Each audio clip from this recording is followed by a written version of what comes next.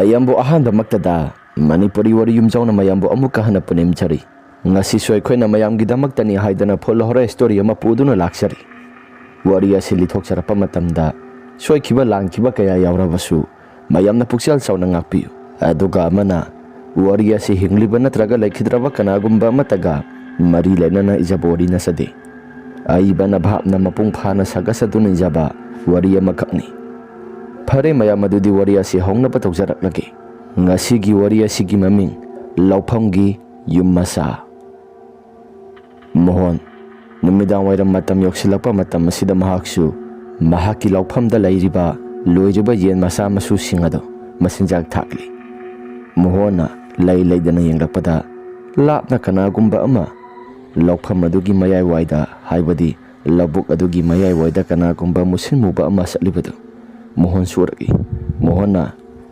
isi ada salibasibu kanano ada salibasibu asi hairaga Mohona do munna yengli Mohona kanagumba ama taweramoida haidana Mohona adum mahaksi adum tumina lairami ngai haktang lairaba matungda kanagumba amana musinmuna satuna lairibadu Mohon so adumak yengi Mohona kananoda aigi mantra do sisinaraga mutangdi tanthokisira mafam marang khangdana mantra sonbasi su nungaite haidana isi tawbani mi oiramlabadi mafam asida khudong thiba kaya marom ama nangani haidana isi wakhal su khara khalibani mamang thaktagi su horaga masigi laufam jaga asi laagi tingi adumakkandi kanbani adubu aina maibo oiduna mafam jaga asi aisu aina yana balaikibagi wani hana mamang thakki matamdagi sauna laifam jaga su khara adumak tholakpa jagani mafam jaga sida isi Pare kanano haipetang di sangsilaga isu yengubana di phaida hairaga Mohon su mafam jaga du tamna du mak sangsili adabu mahakna sangsimba matamda kanagumba amata hek lairamde Mohonna kanagumba amata lairamde laitrabanina isu yum manung asida sangsilaga isu pathana batawragi numidang sa ising thonglaga isu nungaina pathana batawragi yen sing asisu masinjak thaba loirabanina isu adobak pathana batawba yare sa ising khara thonglaga asumna Mohon ado wakhal khallaga mahaksu du maksangsilli numidang matam yorakpada Mohon do sa ising thongduna mahaksu du maksari phare aisu pathana batawragi tumthaba sisu sa ising sabalo silabanina tumba yare haidana Mohon ado wakhalda su khalli ngai haktangi matungda Mohon ado mahaksu gro na koktuna tumtharingai matamda mahaki sangasi tamna kanagumba ma juro launa lai hauriba phau mayam sing adugi marakta kanagumba amana suru naithektuna lakpadu Mohon di isi siba makhai adu maktum thabanina karigumba amata sutadi Mohon su mikap thorakli aduga mahaksu sang mamangda lairiba haibadi yum adugi mamangda lairiba labuk adu tamna mahaksu yenglakpani thong adu hangdoklaga Mohon ngasai ukhiba mitam adu mahaksu sapsan he urai Mohona ada uri basibu karino haifetang sangsilaga yenguge haidana Mohon adu makutta laten thaumayama pairaga mahaksu yengba lai manak waida yorakpa matamda kanagumba ama satuna lairibadu madu uba matamda Mohon su prap sangsilakpani adubu Mohon hek sanglakpa matamda mitam madudi swai laun hekta mangki Mohon su karino haidana masada khallaga adum tumina lai oin hek sanglakpa matamda mafam jaga asida lairamba mitam asi swai laun hekta mangki ison thokpanida kanagumba amata su lairamdaba yenge khallaga su lairamdi haidana Mohon adu masada jaja ki wakhal yamna khalli Mohon su mahakna tunglai tholaga laage haidana mahaki yumda sangage haidana wakhal khallaga fatlaisilapa matamdani mahaki mamang maksida kanagumba nupi ama sumna lauri aduda satlibadu mahak su ure nupi adu jagoi sathek tawraga sapugum Mohon su urakpani Mohonna aduda jagoi saraga satlibadu kanano kanano migi laufam masida kanano aduda satlibadu ahingi matam masida asumna hek hairubada jagoi saraga satlibadu nupi adu sapekta lepi Mohon tamna mamaisi tapna tapna leisilakpani.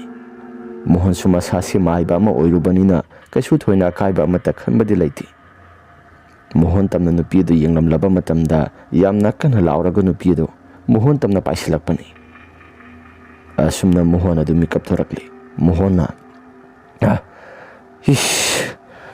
kaino da hauzik aina mangkiba mang adubu ishon thokpanida maya sisu humangna loina pumchot soli haidana Mohon adu humang adu taithokli mamai mamit adu humangna pumchot solaga leirami tawriba mong matawsing asida Mohon masasi sarangnari ngasay mahakna kay kano khara sukhiba jaga adu amta mahaksi amuk yengsira haiduna wakhal khalakpani Mohon na thoklaga yengge khallaga mahaksu mapalda khara thuna thoklaga yengubani adubu kanagumba amata leiramde Mohon su masasi kharadi tapthajai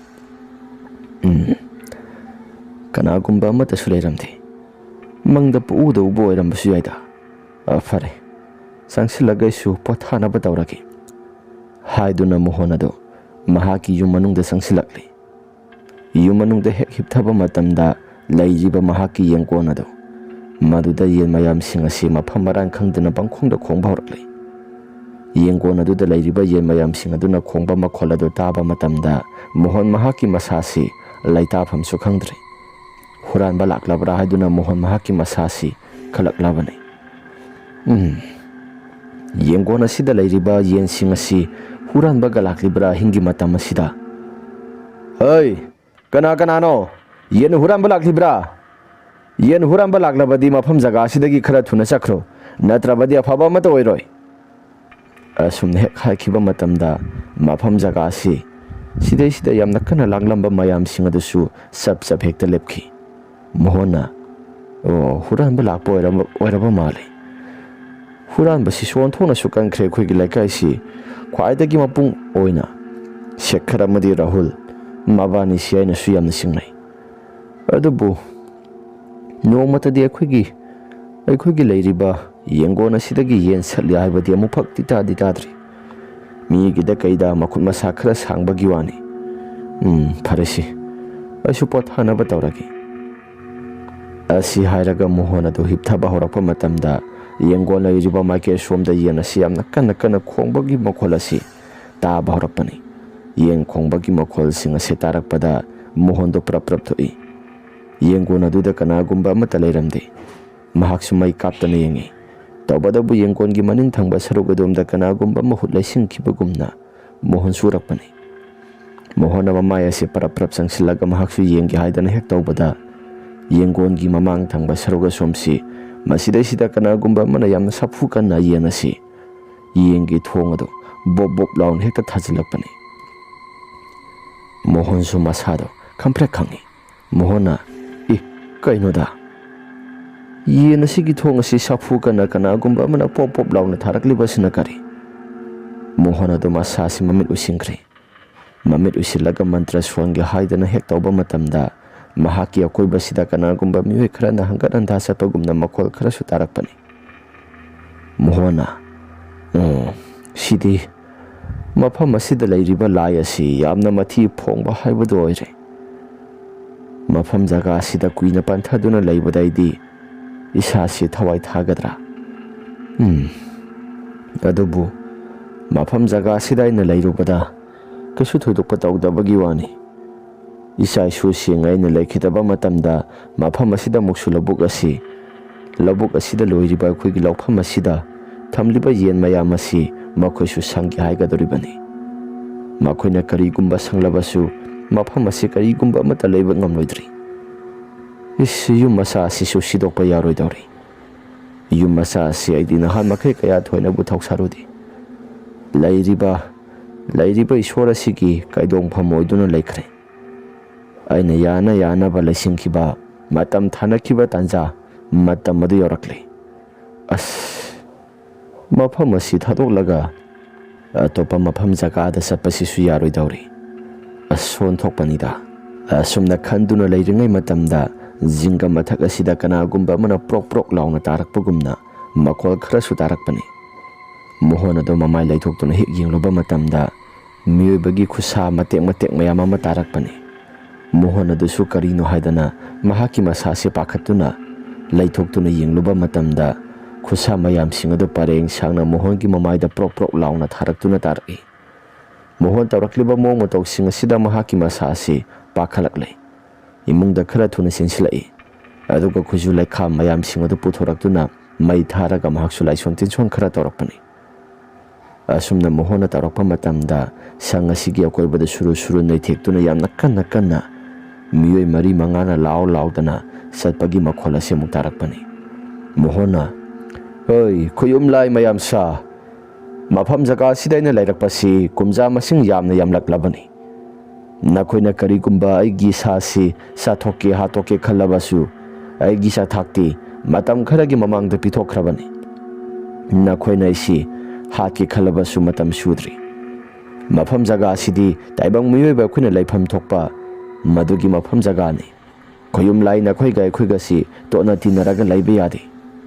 Nakhoigi mafam jaga da matik chana phajana layo. Aikhoigi ifamda nungaina dumak laigi. Sakro chalo. Asi haidana Mohona masilda laison tinchon khara hek tawba matamda sap hekta lepki. Mohona, ngangna bade kabak adum yarisha. Haujiki tarakhiba saru oi kaiboi tawba miyoibagi khusa matek mayam singaduna kari. As mafam jaga sida leibasi farak onthona tagadorida. Angang singa sidaisu khara khajikti tamdaba yaroidawri. Hayeng nongalaga angang singa sida phajana tamlagi. Asum tawdana Mohonado nonganba phawbada mahaksi tumthaba yaramde.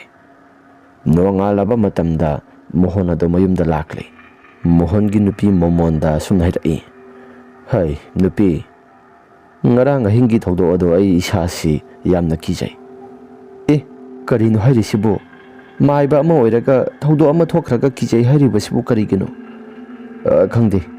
Ngarang ahing simadi ai maiba taseno jarabasu isasi sumnagi laison tinchon khangdaba misam amagi matawgumna aigi sasi pangkida kirakpani. Ado kaidoba yauragi? Aikhoigi mafam jaga laufam asi hana mamang thaktagi hauna mafam jaga asida laifam kharadi adumak kanbani. Tawgadaba isu matamgi saktha khara piraga mafam jaga asida yana ba haidana isi lairakpani. Aina lairakpasi matamdi phana kuirakli. Tawgadabu mafam jaga asida lairakpada khudong thiningai kasu thoidokpa oidabani. Handa marak asi mafam jaga asidagi sasi ngarang dagi hauna isasi saum kharagumba manilgumba khara phangi. Ado yana ba lai khuramlaga laikibado yararoidabra haise. Yaroidaba oiragana yumsida oina gyan tana laagero.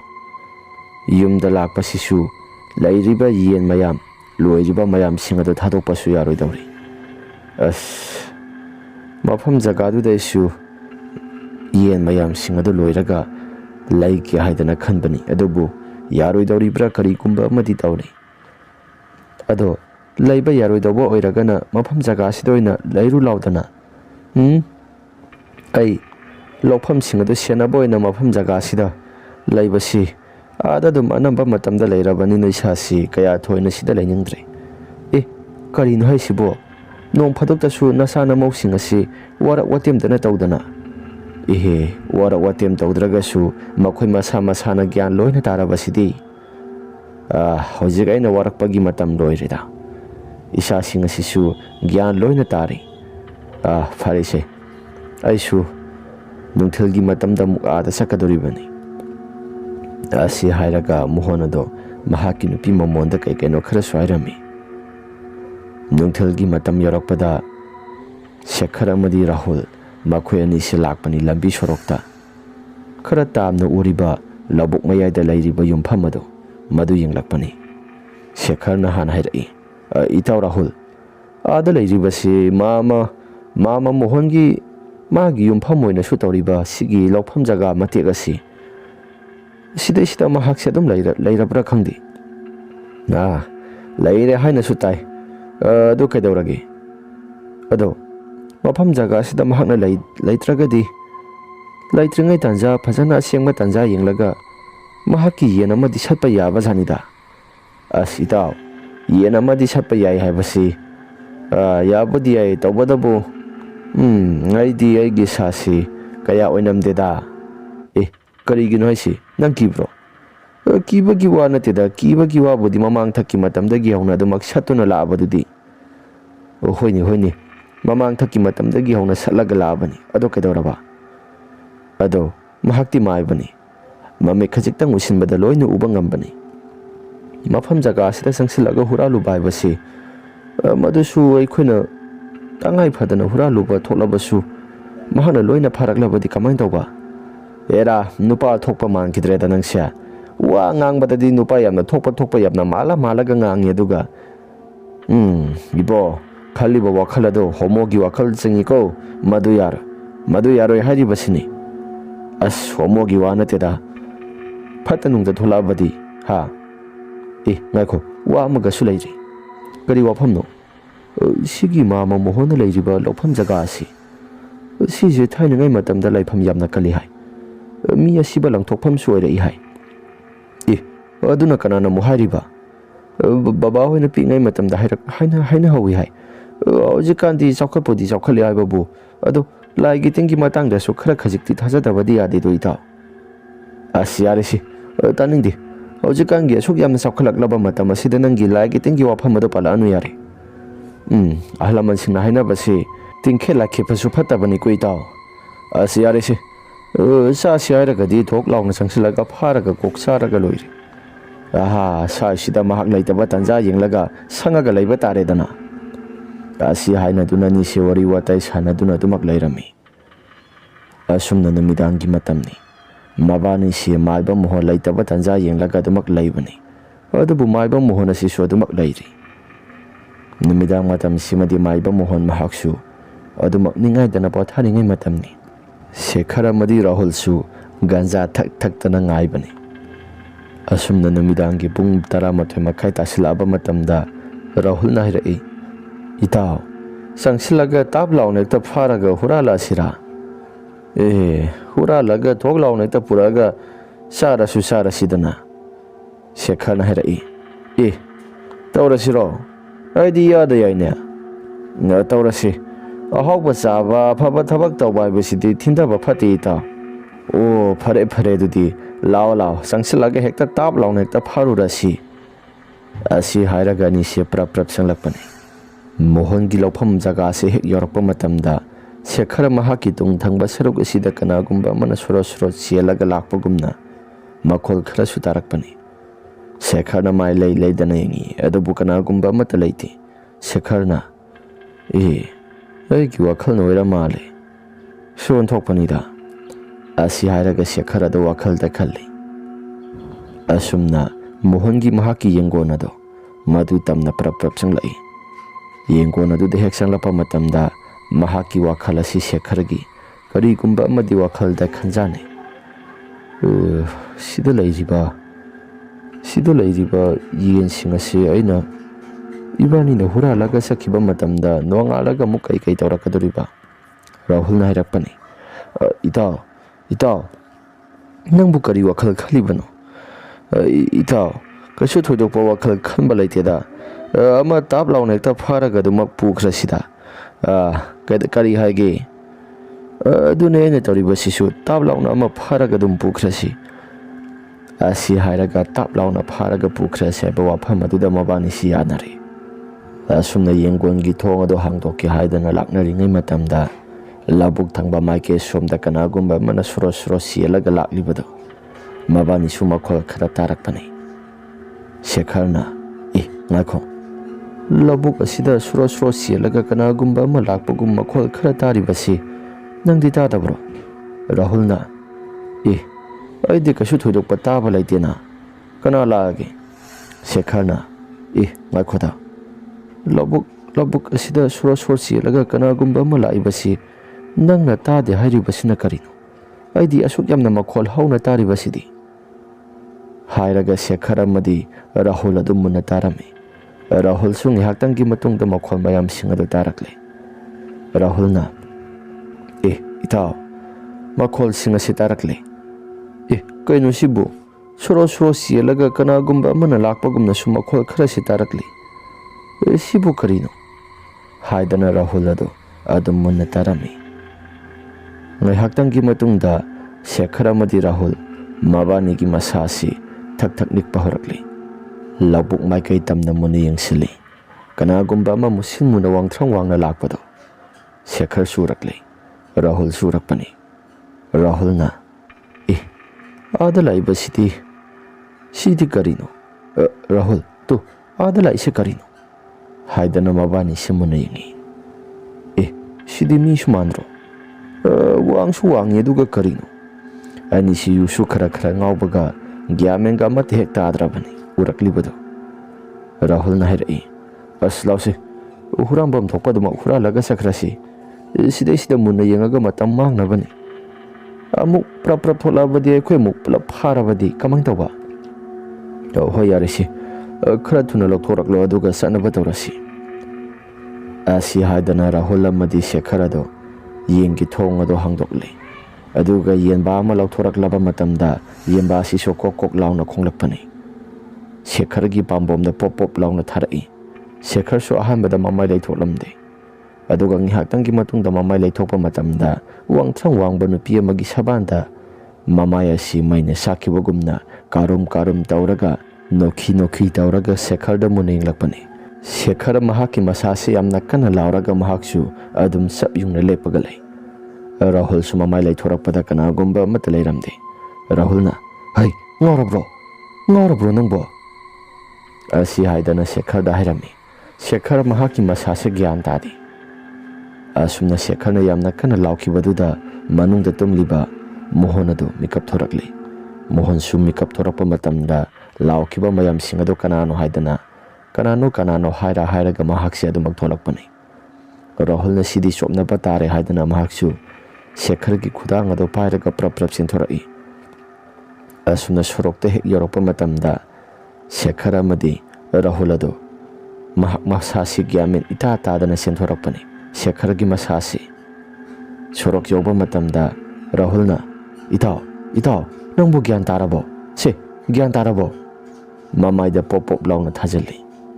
Shekhar asi ai bauji kaidakhragi. Ai huji kaidakhragi. Asumna hanglakpa matamda Rahul mahaki masasi ngaksu yamna ngakli. Labuk thangba maike somdana Mohan mai kaptana kana laklamgi hairaga mahaksu thirakpani. Asumna miyen masing asi thiba matamdasu yen ama wale. Thorai masasa yen asi kanana huralibano.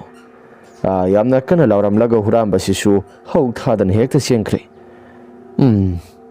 Halloiraba aina mafam jaga asida sangi haidana usit thawaidaba tawribra. Somdana nido prap sengkhre. Aduga lehoriba maiba Mohan mahaki masasisu khara thuna sanglagya haidana tawba matamda mahakna leiriba yum asigi manungda krok haidana makhol khara su thorakpani. Mohan na, hai, kainoda krok haidana yum manung asida makhol khara tarakliba se karino. Haidana Mohan mahaki ka manungda khara thuna sangsilaga yingluba matamda kanagumba amata hek leiramde. Asumna leiringai matamda labuk thangba maike somdagi yamna sapu kana nungsit ama hulawna humsilaklaba matungda thong ase krok laun hekta nomi. Mohan na, thong asidi kanagumba amana mo.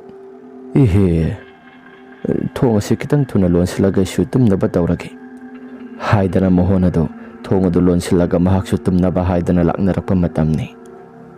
Masasi urum sarum uitharakpa matamda thong ase kanagumba amana ge laun hekta hangdorai. Mohan masasi tumningbagi may sakna mahaksu haugotre. Tanza sida may asisu putlaun hekta mutki. Mohan na, may sisu mutkre. Thong hangdorakli basina kari. As nakalda layribo torsa si may kapa-kapaga yengadoribro. Yengba taredana. Hairaga Mohan ado may kap-kaptana mahaksu tholakpani. Ngaihaktangi matungda Mohan mahak na kapliba mayado mahaki thokpham thong adugi marumda tasilore. Maduda kanagumba amana musin muna lepaga leibadu Mohon mahaki masasi surakli. Mohon na oh thong asigi marum asida lairibasi sibu kanano haidana Mohon ado amukka yenge tauba matamda swai laun hekta mangki. Mohon tauriba mong matauksing asida karino haiba mahaki masasi gyamenga amate hekta adi. Mohon na mukmamay laislaklaga sangya haidana hek tauba matamda mahaki tung thangba saruga sida kanagumba ama pop launa tharakpani Mohonda. Mohon sumamay laithoktu na hik yinglui. Adubu mamay laithoktu na hik yingluba matamda musin muba wangtrang wangluba nupi amagi sabanda masamana si pharaga lairambado. Mohon gi mimang magta lairambado da mahaki masasi khangpra khangi. Mohon na hoy nang kanano ha nang kanano. Mohon gi mamang magta lepluba nupi ado karigumba amata khumdi. Mohon ki mamang magtada sumasum tabli sangsilai. Tauriba mong matauksing aduda Mohon mahaki masasi haifam tawpham ka amata khangdrabani. Mohon ki masasi su kithi kirum tawi mantra songi tawi adubu mantra ga loina kauri kibe mankibana. Mohon atung hanna sumasum sapa matamda karigumba posak amada khudinarure. Mohon ki masasi ningang na tusilli. Asumna phamda duna tusinduna lairingai matamda Mohon gi mamaya sida sektu mamana pop laun hekta thomjilai. Mohon ase gyan mangduna mahak suma sasi makok ngawduna laimai tai. Mohon gi aroiba mikup asi yauraba. Asi hairaga Mohon masada wan thakre. Ngaihaktan gi matungda Mohon gi mahaki manak waida lairiba thangjawado. Mohon gi manakta laiba mitam mado maduna paikhatli. Aduga Mohon gi masasi hanjan selli. Asum nang haktan gi matungda khakna noklam laba matungda swai laun hekta mangkre. Asum dana nongalam dagi matam yorak labani. Shekhar amadi Rahul mabani si yumanung ta sangsilaga tumgi haidana taubada tumham ga amata khangdre. Shekhar na hairai. Bye. Aidi posai singa si hura laklibani haidana tauriba sisu lona thumna sadragadi yaroi dauri. Laika gimyo singna kai waidagi lairakpano haidan hangla abadi hanadagi songnai bani di laika isida mamingsu sattuna laire. Yara nang sodu gidamakta pakhalibro kasu thudokpa tawrosi. Asi haidana ni selairami no ngalakpa matam masida laika gimyo singa si marang tauba horakli. Laika gimyo singa si amaga wari watai sana dana Mohon gi pham tamna lairibado maduda satnai. Shekhar amadi Rahul masa singakle. Rahul gi mamada hangi. Ima pedobu yaugi. Mama Mohon gi pham tana loina sanaribase. Hai nang mama Mohon do nang pau amata tadribro. Ma gi pham dal sire haidana phibam sadana sire haidana mayamasi yengba sanaribani. Kaino hairibasibo. Asi hairaga Shekhar amadi Rahul yengnai. Rahul na ima matau karamna si hage. Hai masa pumba thangna loina yansilami hai. Kanamak na hato ibono. As sibungo gyamenga ta phasanati. Phamadu su isik na mathanda khakta laibani do. Maiba phanau jaraba su paya mata laiti magi matam yoraklabadi. Adubu siriba misia sidi onthona su singna khreda. Ahalado mida kaya thudokna kaijadaba ahalni. As ita Mama Mohon asi laikidaba sida aikhoisu aigi wakhal asi amuksu nungairaktre. Kamai tawraga siriba sano mahaki khusi asibo ason thokpanida nungdiamna nungaite. Nungbudi nungaite haibabu Mama Mohon ado aikhoina muk hatpaga muk mandana ko. Hai kariwano nang nangangibado. Mina taraga aikhoina hatpaga muk mandana nang ibo ngang sakpada khara seksilo. Asi hairaga Shekhar na muksu hairakpani. Ngaihaktangi matungda laika gi miyosing asi Mohon gi misi asi kaigumba matauri. Mahaki haksang si kanagumba mana yamna tamthina hadamba male haidana mayam asi so hekta wawa launai. Masigi matung tarakpada Mohon mahaki masasi laika gi miyosing seba taunaba haidana marang tawraklabani. Laika gi miyosing asisu mana thokpa tawduna mangphamda thoknare.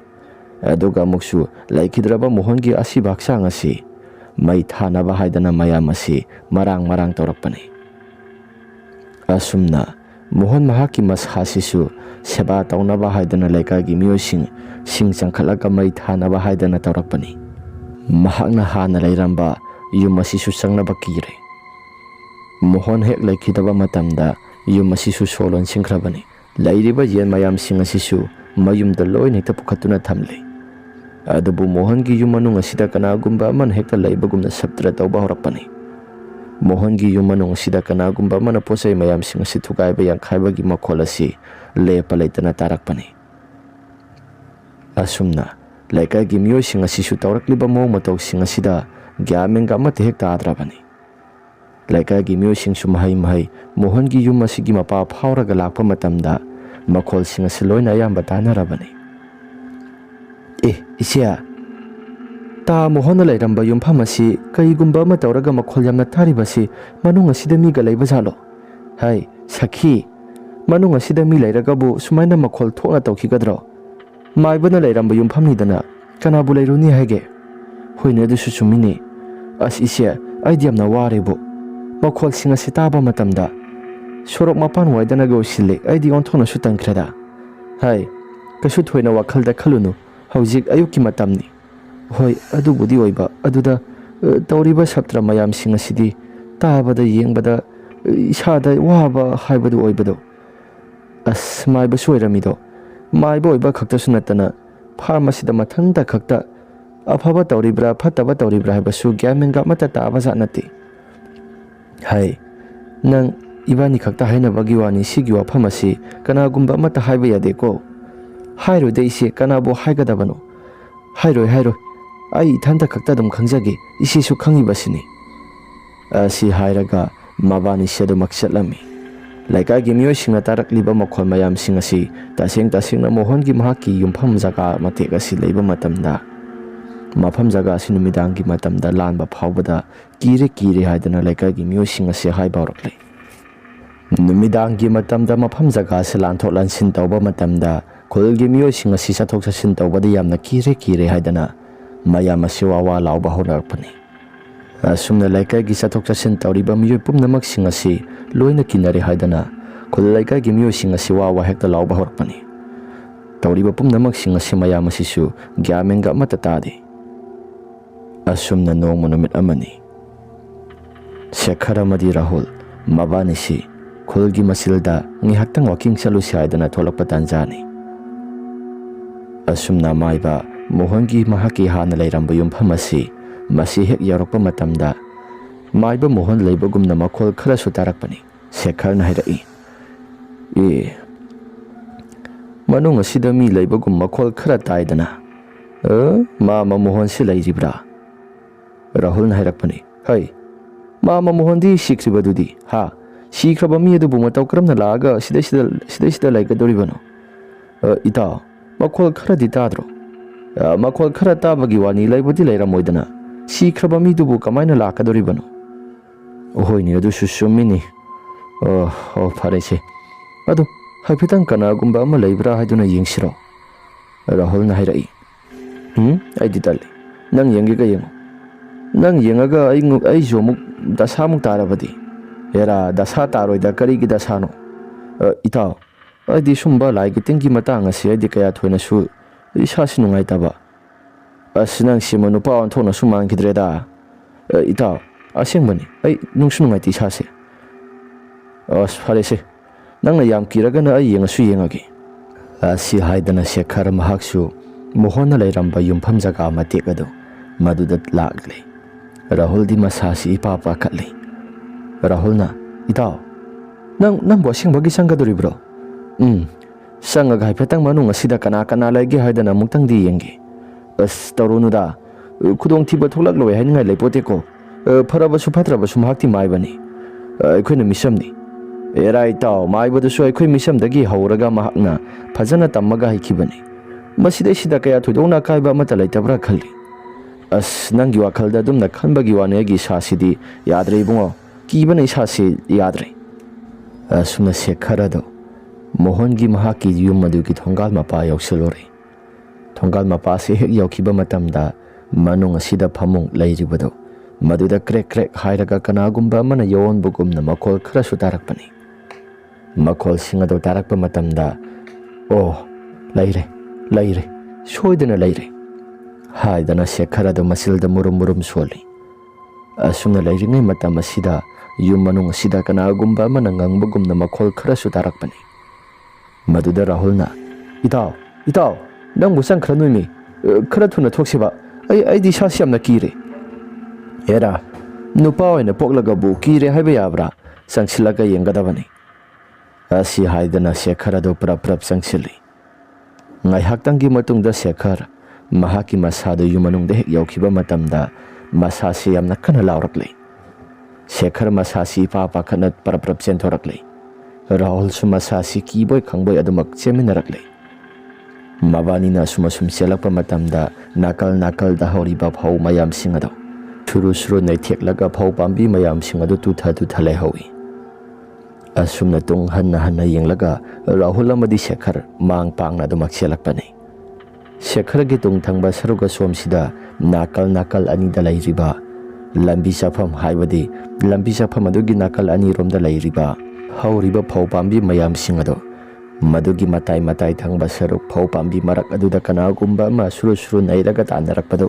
ꯃꯈꯣꯏꯁꯨ ꯎꯔꯤ꯫ ꯃꯨꯁꯤꯟ ꯃꯨꯅ ꯎꯔꯛꯄꯅꯤ꯫ ꯏꯁ ꯁꯤꯗ ꯇꯥꯟꯅꯔꯛꯂꯤꯕ ꯁꯤꯗꯤ ꯀꯔꯤꯅꯣ ꯁꯤꯗꯤ ꯀꯔꯤꯅꯣ ꯑꯁꯤ ꯍꯥꯏꯗꯅ ꯑꯗꯨꯃꯛ ꯆꯠꯂꯤ꯫ ꯉꯥꯏꯍꯥꯛꯇꯪꯒꯤ ꯃꯇꯨꯡꯗ ꯁꯣꯔꯣꯛ ꯌꯧꯔꯤ꯫ ꯁꯣꯔꯣꯛꯇ ꯍꯦꯛ ꯌꯧꯈꯤꯕ ꯃꯇꯝꯗ ꯀꯩꯁꯨ ꯊꯣꯏꯗꯣꯛꯄ ꯑꯃꯠꯇ ꯇꯧꯔꯛꯇ꯭ꯔꯦ꯫ ꯁꯦꯈꯔꯅ ꯁꯣꯔ ꯊꯕꯦꯠ ꯊꯕꯦꯠ ꯍꯣꯜꯂꯒ ꯏꯁ ꯁꯤꯕꯨ ꯁꯤꯔꯝꯒꯅꯤꯗ ꯍꯧꯖꯤꯛ ꯇꯧꯔꯛꯂꯤꯕ ꯃꯑꯣꯡ ꯃꯇꯧꯁꯤꯡ ꯑꯗꯨꯗꯤ ꯑꯁ ꯅꯠꯇꯦ ꯅꯪꯅ ꯌꯥꯝꯅ ꯀꯟꯅ ꯂꯥꯎꯔꯒ ꯆꯦꯟꯊꯣꯔꯛꯏꯕꯗꯨꯕꯨ ꯀꯩꯗꯧꯕ ꯌꯥꯎꯔꯒꯦ?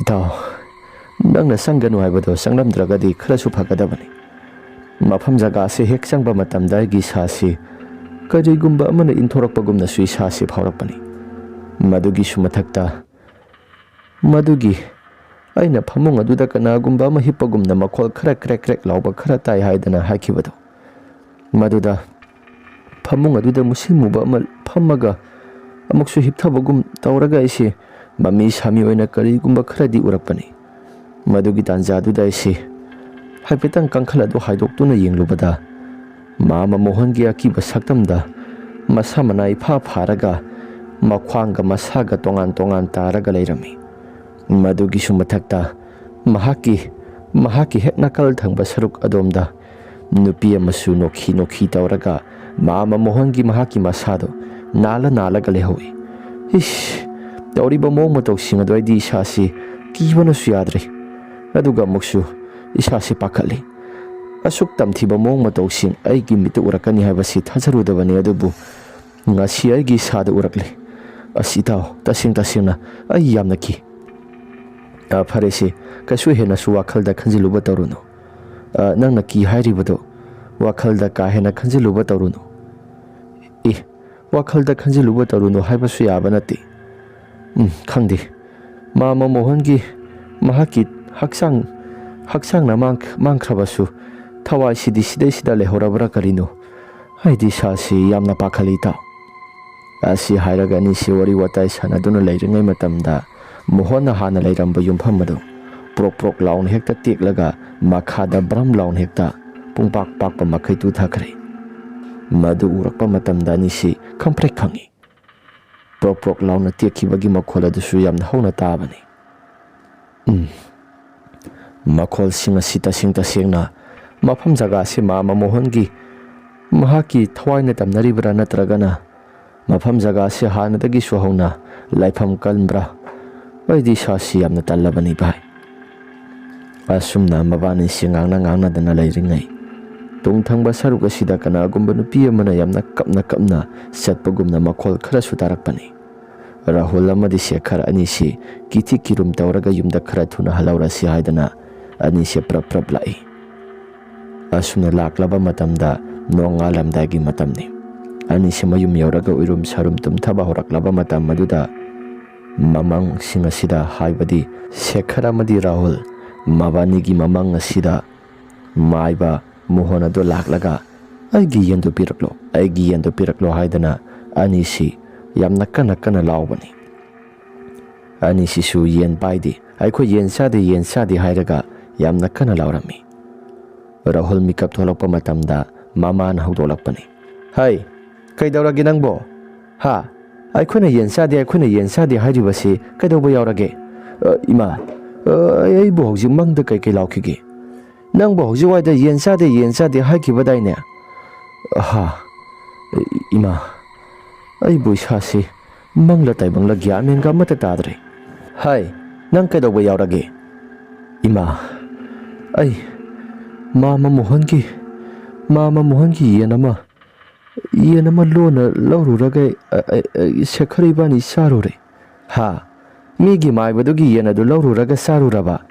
ꯏꯁ ꯏꯕꯨꯡꯉꯣ, ꯅꯪ ꯁꯤꯗꯤ ꯑꯣꯟꯊꯣꯛꯏꯗꯀꯣ꯫ ꯏꯃꯥ, ꯑꯩꯈꯣꯏꯁꯨ ꯆꯥꯅꯤꯡꯂꯨꯕ ꯀꯧꯕꯅꯤꯅ ꯆꯥꯊꯣꯛꯎꯔꯦ꯫ ꯍꯩ, ꯐꯔꯕꯁꯨ ꯐꯠꯇ꯭ꯔꯕꯁꯨ ꯃꯥꯏꯕꯅꯤ, ꯍꯨꯔꯥꯟ ꯆꯤꯟꯊꯤ ꯇꯧꯔꯒ ꯆꯥꯕ ꯍꯥꯏꯕꯁꯤꯕꯨ ꯑꯐꯕ ꯊꯕꯛꯂꯣ? ꯍꯥ, ꯑꯐꯕ ꯊꯕꯛꯂ ꯍꯥꯏꯕꯅꯤꯗ꯫ ꯑꯁ ꯏꯃꯥ, ꯌꯥꯔꯦ ꯀꯩꯗꯧꯕꯒꯦ, ꯆꯥꯔꯨꯔꯗꯤ ꯆꯥꯔꯨꯔꯦ꯫ ꯑꯗꯣ ꯑꯩꯗꯤ ꯏꯁꯥꯁꯤ ꯁꯦꯈꯔꯒ ꯏꯕꯥꯅꯤꯒꯁꯤ ꯀꯩꯒꯨꯝꯕ ꯑꯃ ꯇꯧꯔꯛꯀꯗ꯭ꯔꯅ ꯈꯜꯂꯨꯔꯤꯕꯅꯤ꯫ ꯉꯔꯥꯡ ꯑꯁꯤꯁꯨ ꯁꯦꯈꯔꯁꯤ ꯀꯌꯥ ꯃꯑꯣꯡ ꯇꯥꯗꯒꯦ ꯍꯥꯏꯕꯗ ꯃꯥꯅ ꯃꯤꯒꯤ ꯂꯩꯈꯤꯗ꯭ꯔꯕ ꯃꯥꯃ ꯃꯣꯍꯟꯒꯤ ꯌꯨꯝꯐꯝ ꯖꯒꯥ ꯃꯇꯦꯛ ꯑꯗꯨꯗ ꯃꯍꯥꯛꯅ ꯍꯦꯛ ꯆꯠꯁꯤꯜꯂꯨꯔꯦ꯫ ꯏꯃꯥ, ꯑꯩꯕꯨ ꯏꯁꯥꯁꯤ ꯑꯣꯟꯊꯣꯛꯅꯁꯨ ꯀꯤꯈ꯭ꯔꯦꯗ꯫ ꯍꯥꯏ, ꯃꯊꯣꯡ ꯆꯥꯗꯕ ꯅꯪꯗꯤ ꯅꯁꯥꯗꯣ ꯑꯀꯤ ꯑꯈꯪ ꯈꯔꯁꯨ ꯅꯪꯕ ꯇꯥꯕꯅꯤ꯫ ꯑꯁꯤ ꯍꯥꯏꯔꯒ ꯁꯦꯈꯔ ꯑꯃꯗꯤ ꯔꯥꯍꯨꯜ ꯃꯃꯥꯁꯤꯡꯗ ꯂꯣꯏꯅ ꯇꯝꯃꯤ꯫ ꯑꯁꯨꯝꯅ ꯅꯨꯃꯤꯠ ꯈꯔꯅꯤ ꯂꯩꯔꯕ ꯃꯇꯨꯡꯗ ꯁꯦꯈꯔ ꯑꯃꯗꯤ ꯔꯥꯍꯨꯜ ꯃꯕꯥꯅꯤꯁꯨ ꯂꯩꯀꯥꯏꯗ ꯉꯥꯏꯍꯥꯛꯇꯪ ꯊꯣꯛꯂꯒ ꯋꯥꯔꯤ ꯋꯥꯇꯥꯏ ꯁꯥꯟꯅꯔꯨꯁꯤ, ꯂꯩꯀꯥꯏꯒꯤ ꯂꯝꯄꯥꯛꯇ ꯑꯉꯥꯡꯁꯤꯡ ꯁꯥꯟꯅꯔꯤꯕꯁꯤ ꯑꯃꯨꯛꯇꯪ ꯌꯦꯡꯉꯨꯁꯤ ꯍꯥꯏꯗꯅ ꯌꯦꯡꯕ ꯊꯣꯛꯂꯛꯄꯅꯤ꯫ ꯑꯁꯨꯝꯅ ꯌꯦꯡꯕ ꯍꯦꯛ ꯊꯣꯛꯂꯛꯄ ꯃꯇꯝꯗ ꯂꯩꯀꯥꯏꯒꯤ ꯂꯝꯄꯥꯛ ꯑꯗꯨꯗꯒꯤ ꯈꯔ ꯆꯠꯂꯒ ꯂꯩꯔꯕꯅꯤ ꯑꯃꯥꯏꯕ ꯁꯦꯈꯔꯒꯤ ꯃꯌꯨꯝ ꯑꯗꯨ꯫ ꯃꯌꯨꯝ ꯃꯄꯥꯗ ꯍꯦꯛ ꯌꯧꯁꯤꯜꯂꯛꯄ ꯃꯇꯝꯗ ꯑꯃꯥꯏꯕ ꯁꯦꯈꯔꯒꯤ ꯃꯌꯨꯝ ꯑꯗꯨ ꯏꯇꯦꯛ ꯇꯦꯛꯂꯒ ꯚꯝ ꯂꯥꯎꯅ ꯍꯦꯛꯇ ꯇꯥꯁꯤꯟꯈꯤꯕꯗꯨ ꯀꯩꯁꯨ ꯊꯣꯏꯗꯣꯛꯄ ꯑꯃꯠꯇ ꯇꯧꯔꯝꯗꯕꯒꯨꯝꯅ ꯃꯄꯣꯞ ꯑꯃꯠꯇ ꯀꯥꯏꯗꯅ ꯂꯩꯔꯝꯃꯤ꯫ ꯑꯅꯤꯗꯨ ꯎꯔꯨꯕ ꯃꯇꯝꯗ ꯉꯛꯄꯅꯁꯨ ꯈꯝ ꯊꯦꯡꯂꯩ꯫ ꯀꯩꯅꯣ ꯇꯧꯔꯤꯕꯁꯤꯗꯤ? ꯅꯍꯥꯟ ꯑꯩꯈꯣꯏꯅ ꯎꯕꯗꯨꯕꯨ ꯑꯀꯥꯏ ꯑꯇꯣꯏ ꯊꯣꯛꯂꯒ ꯄꯨꯡꯇꯦꯛ ꯇꯦꯛꯂꯒ ꯂꯩꯍꯧꯕꯗꯥꯏꯅꯦ, ꯑꯗꯨꯒ ꯃꯇꯧ ꯀꯔꯝꯅ? ꯃꯕꯥꯅꯤꯁꯦ ꯈꯝ ꯊꯦꯡꯅ ꯉꯛꯂꯕꯅꯤ꯫ ꯑꯁꯨꯝꯅ ꯁꯦꯈꯔꯅ ꯍꯥꯏꯔꯛꯏ꯫ ꯏꯇꯥꯎ, ꯃꯐꯝ ꯖꯒꯥꯁꯤ ꯂꯥꯏꯐꯝ ꯇꯤꯟꯐꯝꯁꯨ ꯈꯔ ꯀꯜꯂꯤ ꯍꯥꯏ꯫ ꯇꯧꯔꯤꯕ ꯃꯌꯥꯝ ꯄꯨꯝꯅꯃꯛꯁꯤꯡ ꯑꯁꯤ ꯑꯩꯒꯤ ꯏꯁꯥꯗ ꯋꯥꯈꯜꯗ ꯁꯨꯝ ꯈꯟꯕ ꯃꯇꯝꯗ ꯃꯐꯝ ꯑꯁꯤꯒꯤ ꯈꯨꯗꯣꯡꯊꯤꯕ ꯃꯌꯥꯝ ꯑꯁꯤ ꯑꯩꯗꯤ ꯋꯥꯈꯜ ꯑꯁꯤ ꯂꯥꯡꯐꯥꯡ ꯌꯥꯝꯅ ꯈꯜꯂꯛꯄꯗ ꯑꯃꯥꯏꯕ ꯃꯣꯍꯟꯅ ꯂꯩꯈꯤꯗꯕꯁꯤ, ꯃꯐꯝ ꯑꯁꯤꯗ ꯂꯩꯔꯤꯕ ꯂꯥꯏꯐꯝ ꯇꯤꯟꯐꯝ ꯑꯁꯤ ꯃꯁꯤꯒꯤ ꯂꯥꯏ ꯃꯌꯥꯝꯁꯤꯡ ꯑꯁꯤꯅ ꯃꯍꯥꯛꯀꯤ ꯃꯁꯥꯁꯤ ꯍꯥꯠꯄꯁꯨ ꯌꯥꯝꯅ ꯃꯥꯜꯂꯤ꯫ ꯅꯪꯅ ꯈꯜꯂꯤꯕꯗꯣ ꯑꯣꯏꯔꯝꯕꯁꯨ ꯌꯥꯏ, ꯑꯗꯨꯕꯨ ꯀꯅꯥꯅ ꯈꯪꯕ ꯑꯆꯨꯝꯕ ꯑꯁꯦꯡꯕꯗꯣ ꯑꯣꯏꯔꯝꯗ꯭ꯔꯕꯗꯤ ꯑꯃꯨꯛꯁꯨ?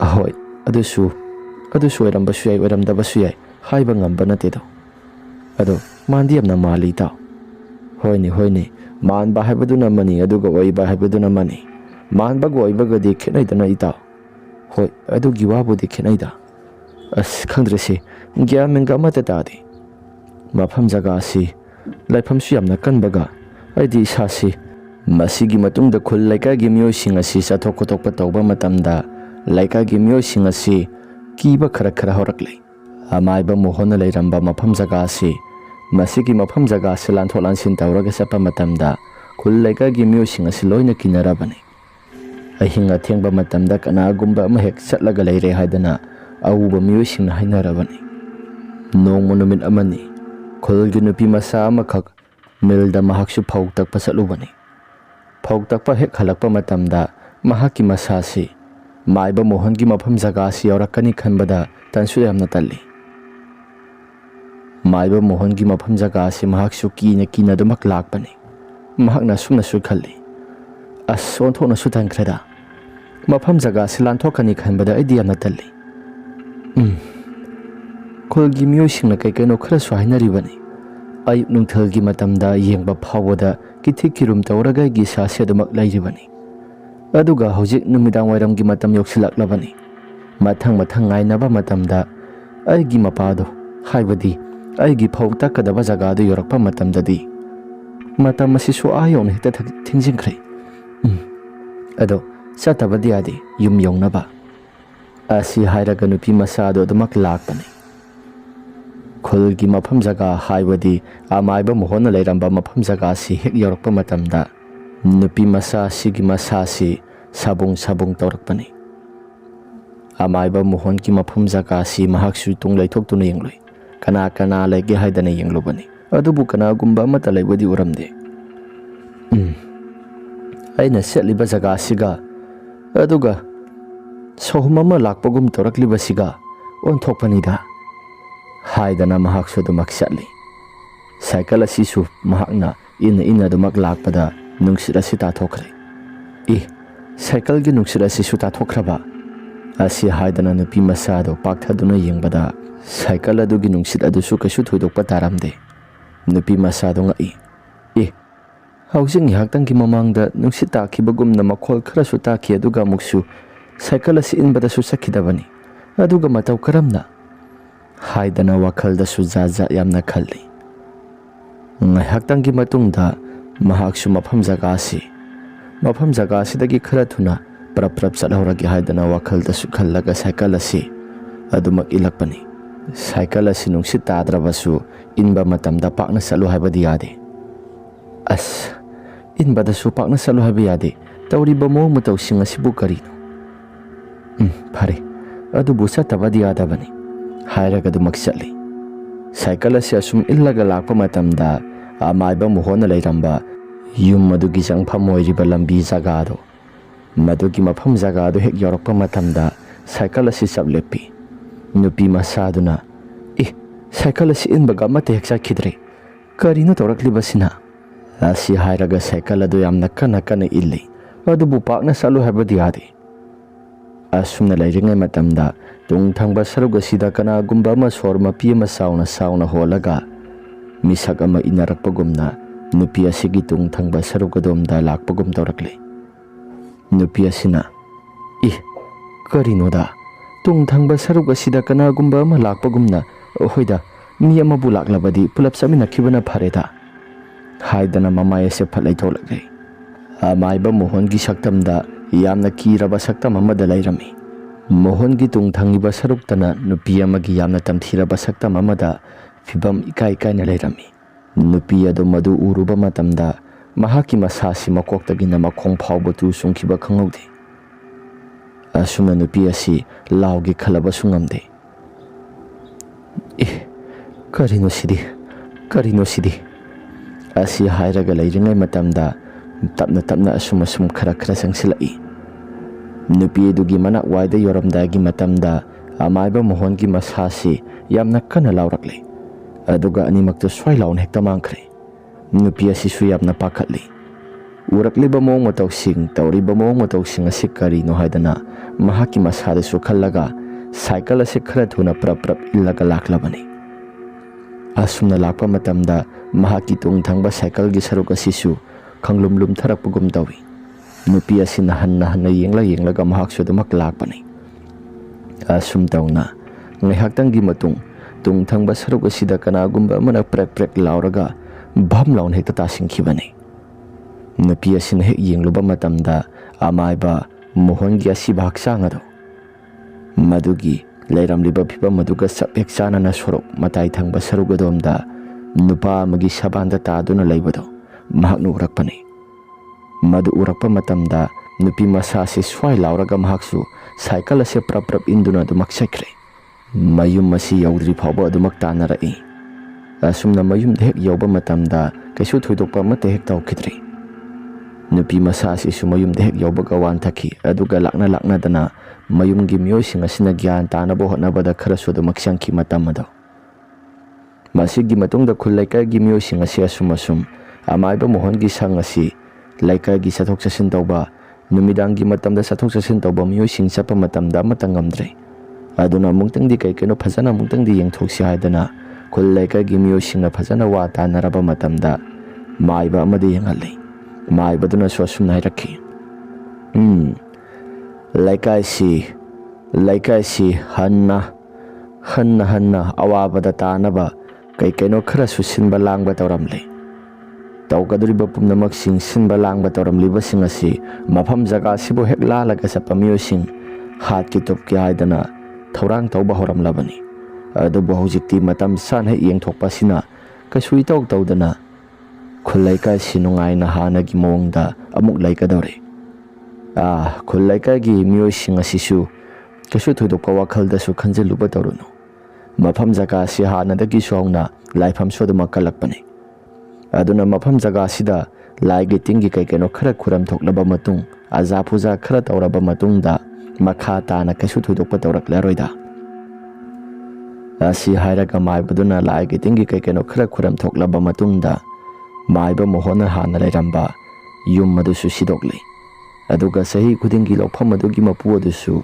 ꯃꯐꯝ ꯖꯒꯥ ꯑꯁꯤꯗ ꯈꯔ ꯂꯥꯏꯒꯤ ꯁꯛꯊꯥꯛ ꯈꯔ ꯄꯤꯌꯨ ꯍꯥꯏꯗꯅ ꯍꯥꯏꯔꯝꯃꯤ꯫ ꯑꯁꯨꯝ ꯇꯧꯗꯨꯅ ꯂꯥꯏ ꯈꯨꯔꯝꯈ꯭ꯔꯕ ꯃꯇꯨꯡꯗ ꯃꯈꯥ ꯇꯥꯅ ꯀꯩꯁꯨ ꯊꯣꯏꯗꯣꯛꯄ ꯑꯃꯠꯇꯁꯨ ꯇꯧꯔꯛꯈꯤꯗ꯭ꯔꯦ꯫ ꯈꯨꯜ ꯂꯩꯀꯥꯏꯒꯤ ꯃꯤꯑꯣꯏꯁꯤꯡ ꯑꯁꯤꯁꯨ ꯆꯠꯊꯣꯛ ꯈꯣꯠꯇꯣꯛꯄ ꯇꯧꯕ ꯃꯇꯝꯗ ꯍꯥꯟꯅꯒꯤ ꯃꯑꯣꯡꯗ ꯑꯗꯨꯃꯛ ꯇꯧꯗꯨꯅ ꯅꯨꯡꯉꯥꯏꯅ ꯑꯗꯨꯃꯛ ꯂꯩꯈ꯭ꯔꯦ ꯃꯈꯣꯏꯁꯨ꯫ ꯋꯥꯔꯤ ꯑꯁꯤ ꯃꯇꯥꯡ ꯑꯁꯤꯗ ꯂꯣꯏꯁꯤꯟꯖꯔꯦ꯫ ꯋꯥꯔꯤ ꯑꯁꯤ ꯅꯨꯡꯉꯥꯏꯕꯤꯔꯕꯗꯤ ꯂꯥꯏꯛ ꯑꯃꯗꯤ ꯁꯕꯁꯀ꯭ꯔꯥꯏꯕ ꯁꯤꯌꯔ ꯇꯧꯕꯤꯔꯝꯃꯣ ꯍꯥꯏꯗꯨꯅ ꯍꯥꯏꯖꯔꯤ꯫ ꯐꯔꯦ ꯃꯌꯥꯝ, ꯑꯗꯨꯗꯤ ꯉꯁꯤꯒꯤꯗꯤ ꯃꯇꯥꯡ ꯑꯁꯤꯗ ꯂꯣꯏꯁꯤꯟꯖꯔꯒꯦ꯫ ꯃꯊꯪꯒꯤ ꯋꯥꯔꯤꯗ ꯑꯃꯨꯛ ꯍꯟꯅ ꯊꯦꯡꯅꯔꯁꯤ꯫